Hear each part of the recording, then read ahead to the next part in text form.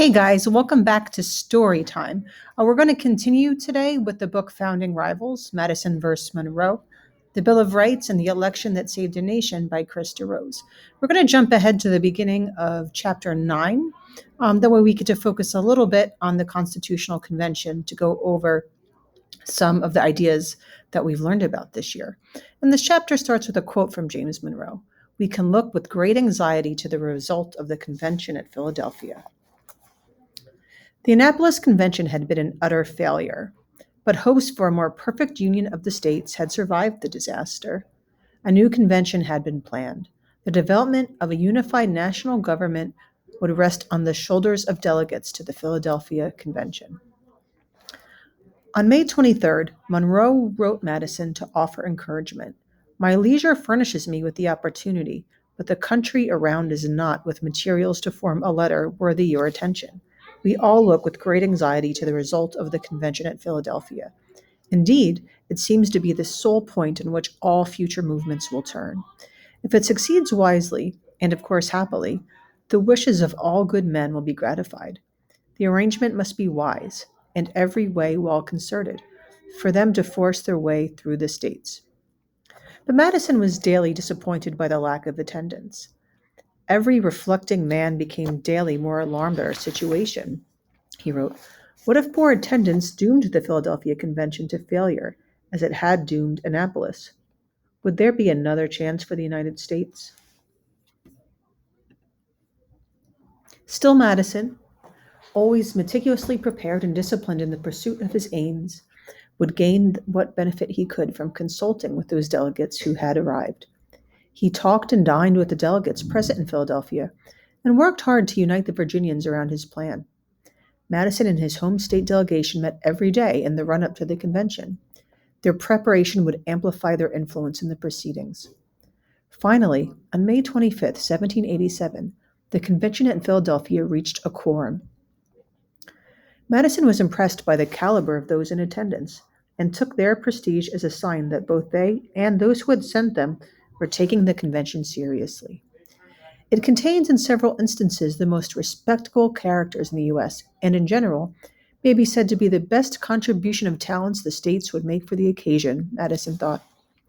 But the labor is great indeed, whether we consider the real or imaginary difficulties within doors or without doors. On May 27th, Washington, see here, was the unanimous choice to chair the convention. The only other possible choice among the Philadelphia delegates, or anywhere in America, was Benjamin Franklin. Franklin was now 81 years old, and the Philadelphia Convention would be his last service to his country. Franklin himself had intended to nominate Washington for chairman, but infirmity had prevented him from attending that day. Instead, the motion nominating the great Virginian originated with another Pennsylvania delegate, signaling a conciliatory beginning to the endeavor. Washington's prestige was absolutely necessary to success at Philadelphia, but Madison provided the historical research, the broad knowledge of political philosophy, and above all the thorough preparation and planning that made the ultimate results of the Constitutional Convention possible. Throughout the convention, Madison sat directly in front of the chairman, front row and center. He was never absent, even for a day, nor for more than a fraction of an hour, and it was his plan for a new constitution for the United States that would be the basis for the delegates' debate. As so often in Madison's career, whenever he deemed it helpful to the cause he was espousing, he would introduce his own proposals through someone else.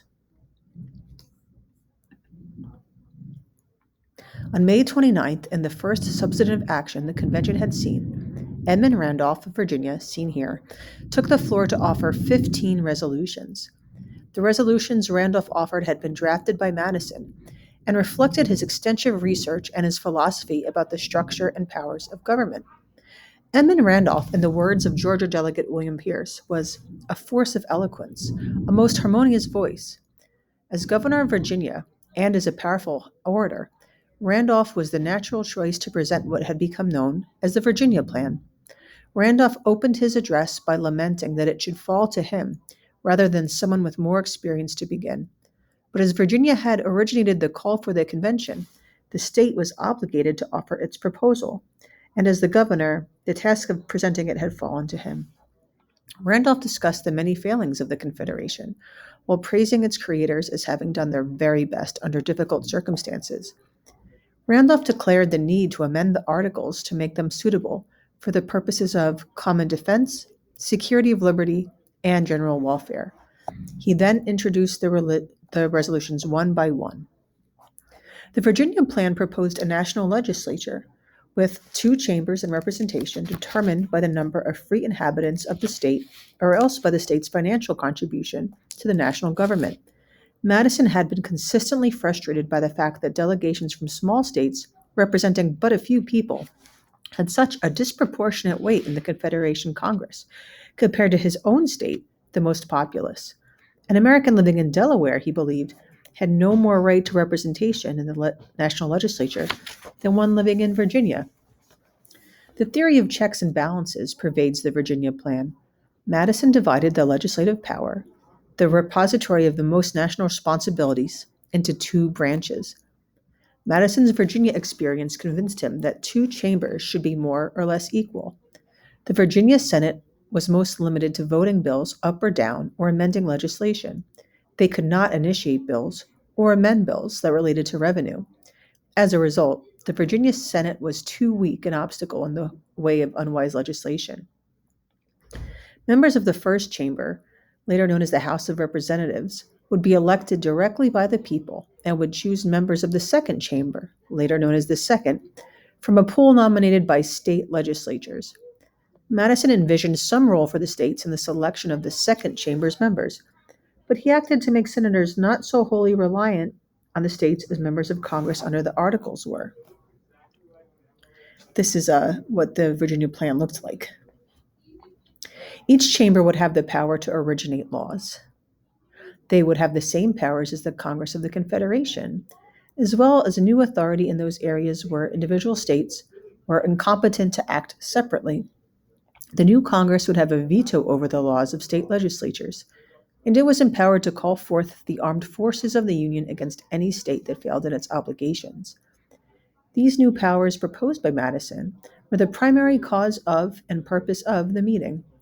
The veto over state legislatures were not for the purpose of allowing Congress to meddle in internal state affairs, but to keep the states from infringing on the national interest. From Chester County's adventures in POW policy to New York's treating with the Indians and Georgia's, seen here, negotiations with Spain, the states had a history of creating anarchy and paralysis in clearly national issues. Madison's proposed congressional veto over state legislation was a mechanism for preventing further abuses, and the power to use force against the states for noncompliance with federal legislation had long been, in Madison's mind, the only solution to the chronic impotence of the national government. He lamented that for want of authority to send a single frigate into the port of a recalcitrant state, the nation was perpetually bankrupt. Only federal authority backed by force, Madison believed, could have caused states to comply with requisitions. Madison's plan also envisioned a national executive chosen by the legislature, empowered to execute the laws of the country, and possessed of all the executive authority of the government. Together with members of the judiciary, the executive would form a council of revision with the power to veto bills proposed by the national and state legislatures, subject to some ability of Congress to override that decision. What Madison was proposing is similar to New York's Council of Revision, made up of the governor and certain members of the judiciary, which could, by majority vote, veto a bill. The veto could be overridden by a two-thirds majority of the legislature. He also proposed a national judiciary, which had not existed only under the Articles of Confederation. A federal judiciary could settle conflicts between states. In one instance, two states had spent years arguing over when the tribunal should meet to hear the dispute, and a permanent and independent judiciary would be necessary for enforcing federal laws. Besides, even while the convention was meeting at Philadelphia, the British were still refusing to vacate their posts in American states, ostensibly because states like Virginia had closed their courts to British creditors in defiance of the Treaty of Paris. The federal judiciary would consist of one or more supreme tribunals with inferior courts established by the national legislature. Judges would hold office during good behavior. The Virginia Plan also included provisions for admitting new states to the Union, for amending the new Articles of Union without the involvement of the national legislature, and for ratifying the results of the Constitutional Convention by state conventions elected directly by the people instead of by state legislatures. The last provision was crucial. The same state legislatures that had resisted the national impost in trade authority for Congress would surely reject the Constitution. Ratification by convention would provide a chance for passage and the legitimacy of the people's assent. So I just wanted to end with showing you guys, if you've been to Philadelphia, this is where the Liberty Bell is here, and then right here is where Independence Hall is. There's a lot of like green fields here.